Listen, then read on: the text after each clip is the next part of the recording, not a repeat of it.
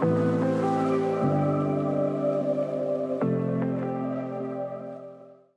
I'm Steffen. I'm one of the founders of Airborn Studios, and we are a 3D production house doing mostly graphics for games, but also TV and film and advertisement. And yeah, I'm there the lead character artist, besides being the founder. Hello, my name is. Can you hear us? Can you hear our voices? Is it okay? Okay. That's magic. Sorry.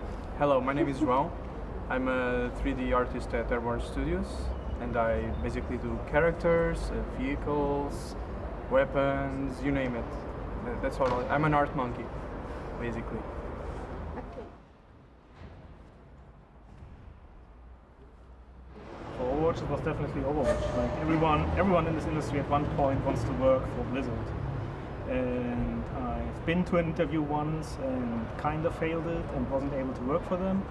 And when they approached me years later for actually the same project, that was really, really cool and really fun.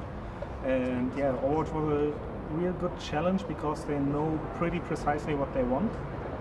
And the challenge was to get into what they want, learn how to do that. Ori was on the complete other end of the scale. Like they didn't know what they wanted, they just wanted a jump run, the white character and everything around there was completely up to us.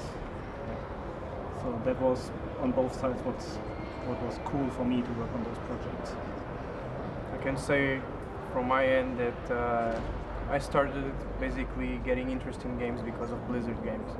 So working on a Blizzard project at 27, 28 years old, like some years ago, it's basically, I don't know, I think I reached the top, so I don't know, I can now go do parachuting and stuff like that because I already crossed it from my list. But it's pretty damn awesome. I didn't work in Ori, but I guess it's also a really cool project. Visually, it's insane. So.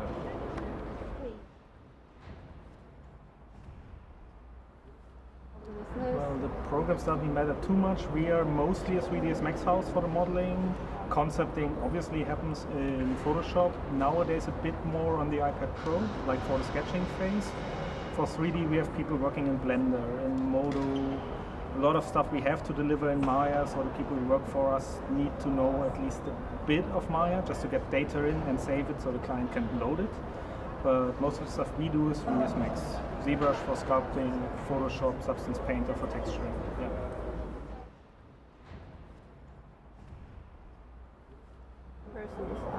Well, it all depends on the market. If your unique style has a market, as in there are games that want your style, I guess you could specialize it on it. But the thing is, I think you're limiting yourself with following your style because it's yours, it's very personal. And if most people will not get it fully because it's yours, because we are, at the end of the day, we are commercial artists, and unless we have the budget and somebody willing to invest on our vision and solely our vision visually, then apart from that, I don't see the advantage of having just focusing on one style. Unless you're really good, something really unique, that there are lots of artists like that actually do that, but they are very rare. And I'm pretty sure they also know how to do other stuff, like realistic stuff. And there's a very known phrase known as, before you break the rules, you must master them. I'm not going to start doing stylized stuff before I know how to do realistic stuff. That was my background. If I didn't know how to do realistic stuff, I would probably be really shit on stylized stuff. But nowadays you can create your own markets, which helps if you have like a very non-commercial style. Like if you're in a very commercial zone, you can do the Overwatch stuff.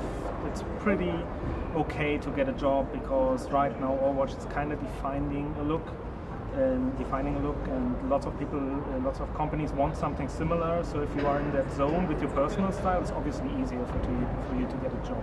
If you have something that's very quirky, very, very rare, you probably, but it's always a risk. You could do Kickstarter, you could do Patreon, you could do whatever it takes to get you money to survive on your own style. But then it's usually your own product you have to do. It's not, you're barely ever getting booked for working on just what you want.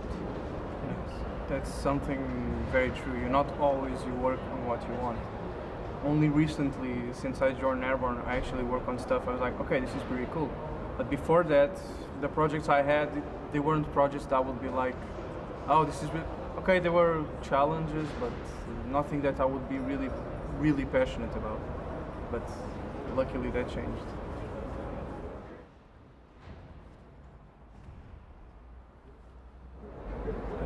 From my perspective as a 3D character artist, learn modeling. Most people applying for us always use ZBrush, and they only want to do the fun part, the very creative part, and not the technical side of things.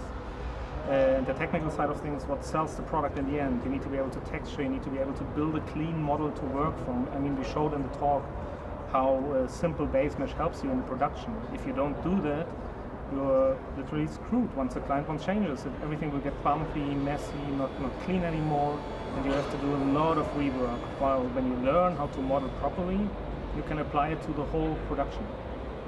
And ZBrush is just, if you want just to do sculptures, the game industry might not be it. So yeah. Well, on my end, I'm going to say what I usually say, which is do research. Most of the people nowadays, they don't know how to do research properly. And what do I mean? They, instead of actually, for example, a simple Google search, many people nowadays don't do them. Like they have a question about something, okay, how can I do this, for example, in Maya or Modo or whatever? They don't do that. They post on forums or they pester other people when it's a 20-second writing on Google. The same thing for art. People keep asking for tutorials. They see something cool and they're like, oh, do you have a tutorial for that? No, that person learned by learning, not by... You could learn from tutorials, but you're locking yourself on an object with the style from another artist. The tutorials are to be seen as one way to approaching something. And always try to grow as an artist. Check ArtStation, check Polycount, check all the big forums. Check your colleagues. Don't post on Facebook asking for critics because your friends will not give critics. They will always say, yeah, that looks cool. That's not helpful. So basically, unless they're very good friends. Unless they're really good friends that they can tell you, oh, that is shit. But they won't do that. They don't want to hurt you. So be sure to surround yourself with people that can challenge your views and then can call you out on bullshit, which lots of us do even without realizing.